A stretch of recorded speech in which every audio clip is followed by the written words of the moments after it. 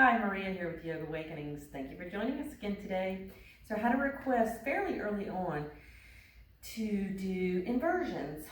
So I wanted to demonstrate today while I'm in the studio Salamba Sarvangasana, shoulder stand, properly alignment based.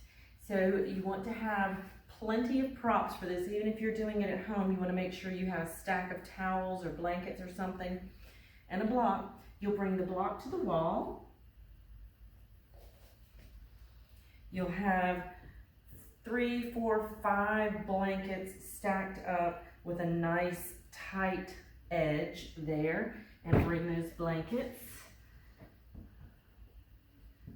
to the wall. Now if you're using the Mexican blankets like I'm using, you want to have the fringe all against the wall and the nice rounded sides out here where your cervical spine is going to go. So this is to protect the cervical spine, the curvature in the spine, so that you're not going into a full flat neck and a full shoulder stand. So the hardest part of coming up into shoulder stand is getting on this ledge properly. So what I tell my students is come onto your side, bring the sits bones to the wall, and then roll over onto the block. So the block is to support the sacrum so that there's not the dip there in your low back. You want to make sure there's about an inch and a half between the ledge and the tops of your shoulders. Now once I go up into the pose, I'm not turning my head to look and see what's going on, and I hope you won't either, because when you go into shoulder stand, if you turn the head, then you can compromise health in the neck, and we don't want that. You're creating opportunity for injury.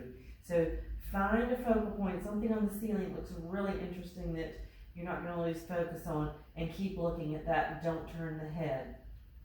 So from here, you'll press your feet into, make sure your head, the back of the head is actually making contact with the floor.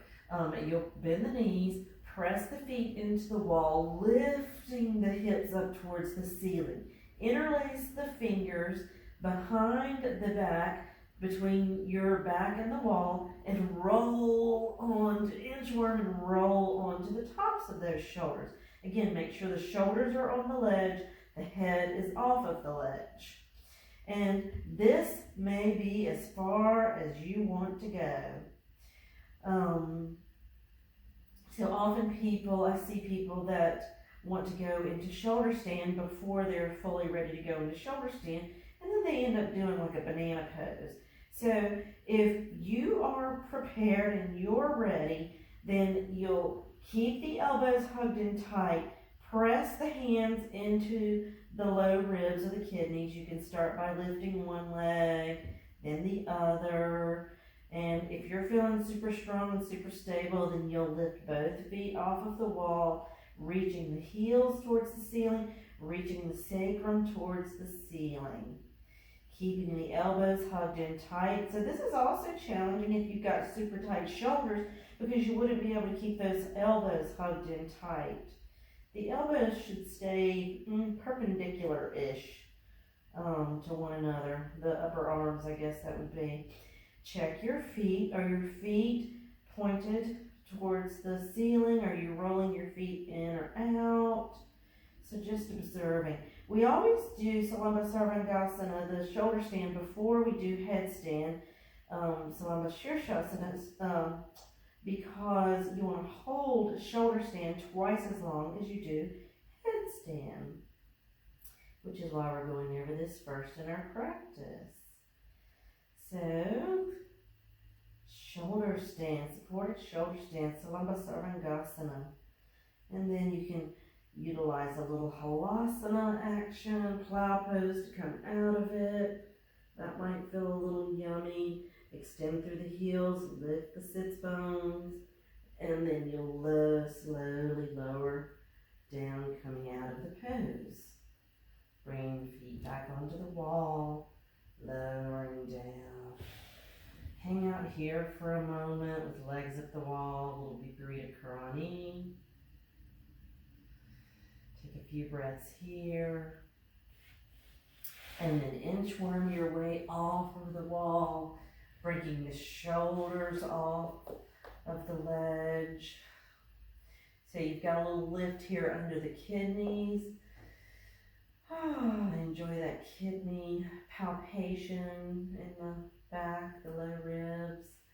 And then inching off until all but the sacrum is off, so the lowest part of your back, the low hips. And then you can inch, after a few breaths, inch all the way off so that the entire spine is off of the wall. And maybe just lie here for a little shavasana, corpse pose. And just observe the movement of the organs. So when you get into an inverted pose, it shifts the internal organs of the body. So you might find that you've got better digestion, just an overall inner feeling good after all that. So this is a great daily practice to do to support that organic health. It's great for the ears, for the eyes, getting a little blood circulation to the head. And then we'll bend the knees, rock the knees side to side. And roll it around to a side. And using the powerful arms and hands, gently press yourself up into a comfortable seated position. Now, if you're strong enough to hold the pose without the feet on the wall, and you want to do it from the center of the room without utilizing the wall. Again, this is after a long time practice, and you've strengthened all of the core muscles to get here. Then you'll set up like so, making sure that there's still an inch to an inch and a half between the occipital and the tops of the shoulders, the occipital, the base of the skull. And you want the back of the head on the floor and the shoulders on the ledge. And you'll lift the legs, maybe starting in sort of a halasana, which I can't do here because I'm against the wall. Roll onto the tops of those shoulders, hold the ribs, the kidneys, and come into the full pose. Now, if you're not strong enough to hold this pose, then what you see is a banana pose like this. And oftentimes people don't realize they're doing banana pose, so you might have someone who will gently critique you to let you know if you're fully perpendicular. Lifting through those heels, lifting through the sits bones. Notice, even though my chin is in my sternoclavicular notch, I can still speak freely because there's still space in the neck, right? Lift through the sits bones, lift through the heels. And then again, you'll slowly lower down, coming out the same way you went in. And ideally, you would inch off of your blankets, but I don't have room to do that. So in this case, I'm just going to roll over to the side and come up to a comfortable seated position. Thank you for joining us again today. Be sure to be mindful in your yoga practice. Notice where you are and be honest, right? Be honest with yourself, where you are in the pose. Utilize the wall. And you know, it's fun to be able to tell people that you did shoulder stand and you did it safely, protecting your body, protecting yourself. Thank you for joining us. Namaste. According to Adil Pakavala, true yoga is not about the shape of your body, but the shape of your life. Yoga is not to be performed, but to be lived. Yoga doesn't care about what you have been. It cares about the person you are becoming. Yoga is designed for a vast and profound purpose, and for it to be truly called yoga, its essence must be embodied. Let's embody yoga together.